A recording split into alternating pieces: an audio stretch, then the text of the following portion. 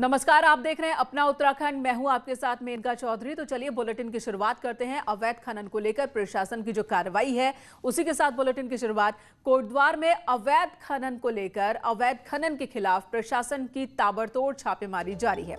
अवैध खनन को लेकर एक्शन मोड में इस वक्त प्रशासन नजर आ रहा है। 20 वाहनों को सीज किया गया है और यह कार्रवाई बीते एक हफ्ते में ही हुई है, जिससे खनन माफियाओं में अब खलबली मच गई है। वहीं तहसीलदार पर खनन माफियाओं द्वारा किए गए हमले में 4 आरोपियों की गिरफ्तारी की जा चुकी है। मामले में पुलिस की ओर से जांच चल रही है। प्रशासन की टीम अवैध खनन और अवैध तरीके से खनन सामग्री ढो रहे वाहनों पर कार्रवाई में जुटी हुई है।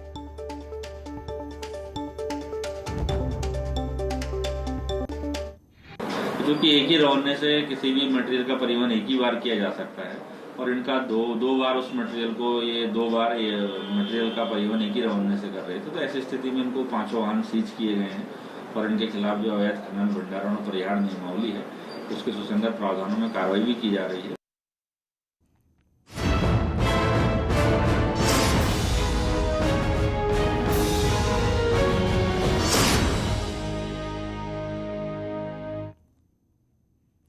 विजयादशमी के मौके पर सीएम त्रिवेंद्र सिंह रावत ने प्रदेश की जनता को शुभकामनाएं दी। उन्होंने कहा कि विजयादशमी पर पावन पर्व आप सभी के जीवन में शांति, सुख और समृद्धि लेकर आए, ऐसी वो कामना करते हैं। इसी के साथ उन्होंने सभी लोगों से कोविड की गाइडलाइंस के पालन की अपील भी की।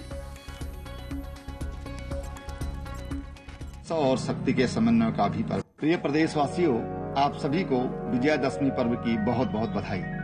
विजयादशमी का पर्व बुराई पर अच्छाई की विजय का प्रतीक है। इसी दिन भगवान श्री राम ने धर्म के मार्ग पर चलते हुए रावण पर विजय प्राप्त की थी। यह पर्व उत्सव और शक्ति के समन्वय का भी पर्व है।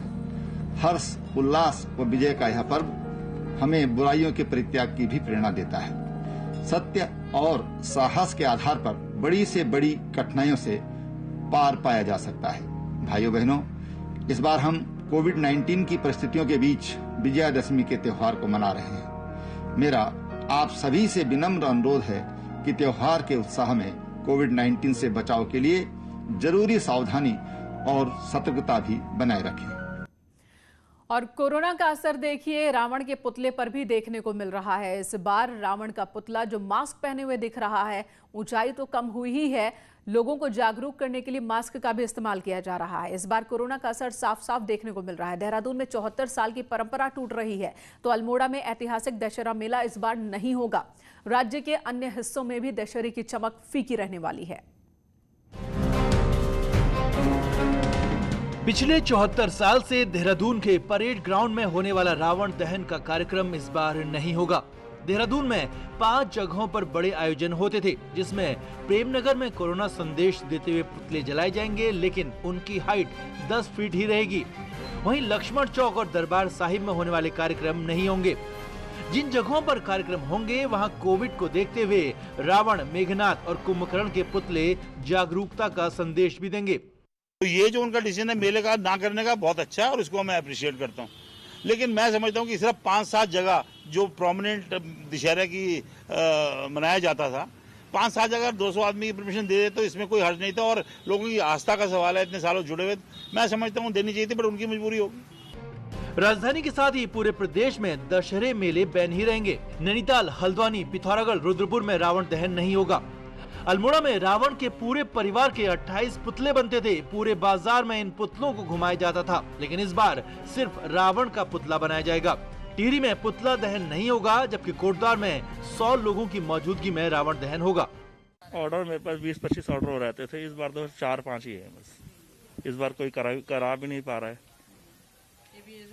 मेला चलना नहीं है तो जो बिल्कुल मंदिर से जुड़े हैं, धार्मिक वाले हैं, सिर्फ वही करवा पा रहे हैं। कोविड की मार जहां 30 त्योहारों पर पड़ी है, वहीं दशहरा मेला भी इसकी भेंट चढ़ गया। ऐसे में जहां कहीं रावण के पुतले नजर भी आएंगे तो वो भी सिर्फ संदेश देने के लिए होंगे। न्यूज़ 18 के लिए देहरादून से भारती सकलानी की रिपोर्ट। उधर ऋषिकेश में मनाए जाने वाला दशहरे का पर्व देश विदेश में मशहूर है। बड़ी संख्या में विदेशी सैलानी भी यहां पर रावण दहन देखने के लिए आते हैं। त्रिवेणी संगम तट पर इकट्ठा होते हैं। कोरोना संक्रमण की वजह से इस बार अनुमति नहीं मिलने की वजह से सुभाष दशहरा कमेटी ने फैसला लिया है। त्योहार में प्रतीकात्मक रूप से रावण का पुतला बनाया जाएगा, जिसे गंगा जल में प्रवाहित कर दिया जाएगा और पुतला दहन कार्यक्रम नहीं किया जाएगा। शासन की गाइडलाइंस के पालन की वजह से ये फैसला लिया गया है, ताकि परंपरा भी निभाई जा सके और सुरक्षा भी बनी रहे। स्कूल की मीटिंग में निश्चित हुआ है कि भाई एक परंपरा जो सदियों से चली आ रही है वो परंपरा ना टूटे, तो हमने जो है एक छोटा सा 5-6 फुट का एक पुतला बना के और सुबह जो है 12 बजे उसका जो पूजन आदि करके और उसके बाद में उसको गंगा जी में प्रवाहित कर देंगे, जिससे जो किसी भी प्रकार का जो है कोई जो है जनहानि की भी कोई संभावना ना रहे और शासन के आदेशों का भी पालन हो और जो परंपरा है वो भी भली प्रकार से जो बनी रहे।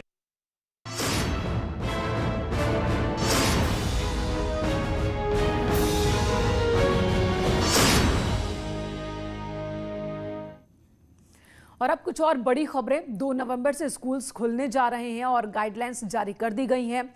मुख्य सचिव ओम प्रकाश ने ये गाइडलाइंस जारी की। अब नियमों के मुताबिक स्कूलों को नोडल अधिकारी की नियुक्ति करनी होगी। डीएम जिला स्तर पर नोडल अधिकारी की नियुक्ति करेंगे। साथ ही अभिभावकों को भी अपने बच्चों को स्कूल भेजने की जानकारी ईमेल पर देनी होगी।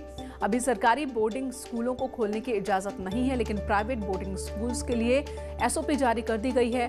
बोर्डिंग स्कूलों के छात्रों और स्टाफ को 72 घंटे पुरानी कोविड नेगेटिव रिपोर्ट अपने साथ लेकर आना होगा। हॉस्टल में बच्चों के बेड में सोशल डिस्टेंसिंग रखनी होगी। साथ ही जो बच्चे ऑनलाइन पढ़ना चाहेंगे उनके लिए ऑनलाइन क्लासेस की भी व्यवस्था करनी होगी। राज्य में 2 नवंबर से 10वीं और 12वीं के स्कूल खोलने को मंजूरी मिली है।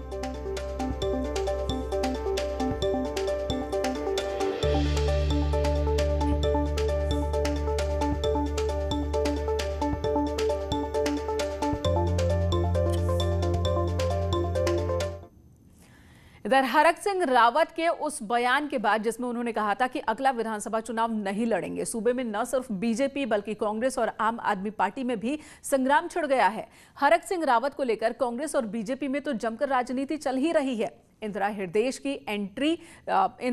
चाहती हैं कि हरीश की एंट्री कांग्रेस में हो जाए, तो किशोर उपाध्याय को कार्यकर्ताओं की चिंता सता रही है। लेकिन बीजेपी का कहना है कि कोई भी चुनाव तो तब लड़वाएगा ना जब हरक सिंह कहीं जाएंगे। कैबिनेट मंत्री हरक सिंह रावत का क्या होगा? कांग्रेस में जाएंगे या बिना चुनाव लड़े बीजेपी में ही दिन बिताएंगे? हरक का भविष्य क्या होगा ये वक्त बताएगा, पर फिलहाल कांग्रेस में उनकी वापसी की बात का विरोध शुरू हो गया है।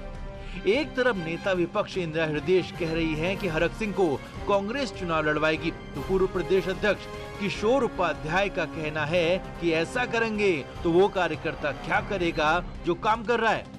वहीं पूर्व सीएम हरीश रावत जो 1 साल पहले तक बागियों की एंट्री के लिए तैयार थे, उन्होंने चुप्पी साधी हुई है।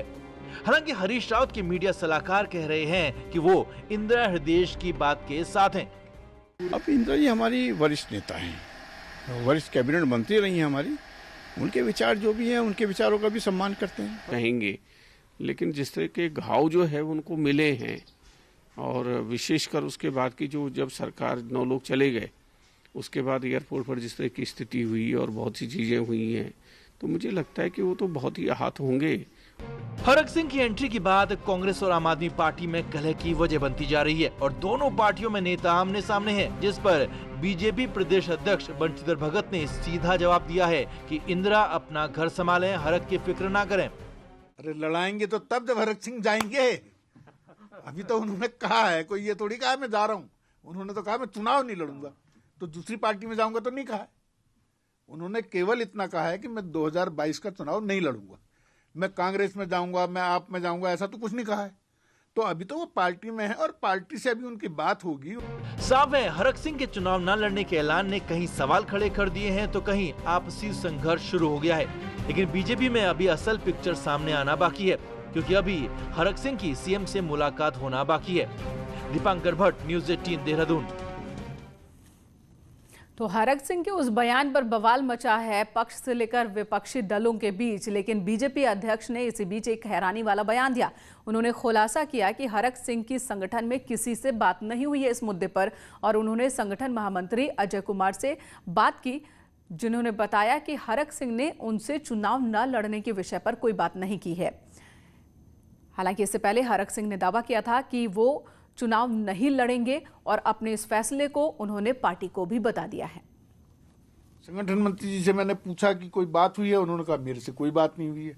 अब वो केंद्र में किससे बात हुई, केंद्र वालों ने मुझे कोई निर्देश नहीं दिया है। तो अभी तो बात होगी तो उनकी भावनाओं का पता लगेगा, क्यों ऐसा किया, किस कारण किया। इधर बीजेपी कांग्रेस के अलावा राज्य में नई नवेली आम आदमी पार्टी में भी हरक सिंह को लेकर दो सुर नजर आ रहे हैं और यहां तक कि पार्टी को हरक सिंह को लेकर एक प्रेस कॉन्फ्रेंस तक करनी पड़ी। असल में आम आदमी पार्टी के प्रवक्ता और कथित तौर पर हरक सिंह के रिश्तेदार रविंद्र आनंद ने कहा था कि हरक सिंह का आप में स्वागत है, जिसके बाद खासा बवाल मच गया। कई लोगों ने अरविंद केजरीवाल तक से हरक सिंह को पार्टी में न लेने की अपील की, जिसके बाद आम आदमी पार्टी को सामने आना पड़ा और आपकी ओर से कहा गया कि हरक सिंह को लेकर रविंद्र आनंद का बयान उनका निजी बयान है, पार्टी का इससे कोई लेना देना नहीं है। और यहां तक कि यह भी कहा गया कि हरक सिंह से उनकी कोई बात हुई ही नहीं।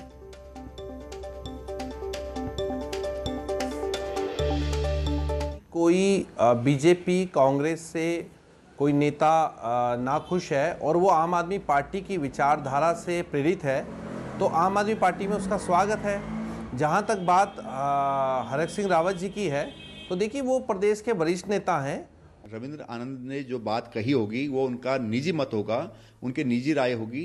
पार्टी की राय हमने आपको बता दी है और उनको तो कांग्रेस ने भी बोला कि हम लड़ा देंगे, ऐसे सभी पार्टियां बोली, लेकिन आम आदमी पार्टी ने ये नहीं कहा है कि हम उनको लेंगे या नहीं लेंगे। इधर राज्यसभा चुनाव के लिए प्रदेश बीजेपी ने 5 नाम केंद्र को भेजे हैं। इन 5 नामों में पूर्व सीएम विजय बहुगुणा, दिल्ली में राष्ट्रीय कार्यालय के सचिव महेंद्र पांडे और पूर्व सांसद बलराज पासी, प्रदेश संगठन के नेता नरेश बंसल, अनिल गोयल शामिल हैं।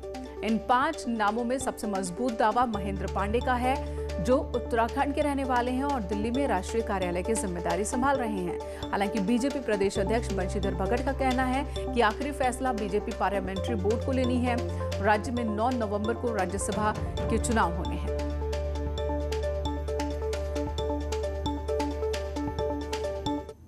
हमने अपने यहाँ से केंद्र को भेजा है, निर्णय हाईकमान को करना है, जिसको भी वो कहेंगे उसको ओके किया जाएगा, इसमें कोई फनबट नहीं। महेंद्र पांडे जी राष्ट्रीय कार्यालय के प्रभारी हैं।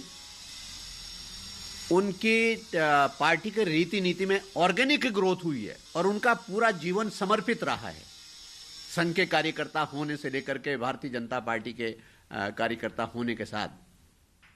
और जाहिर तौर पर हैं, देश की सबसे बड़ी राजनीतिक पार्टी के वो राष्ट्रीय कार्यालय के प्रभारी हैं।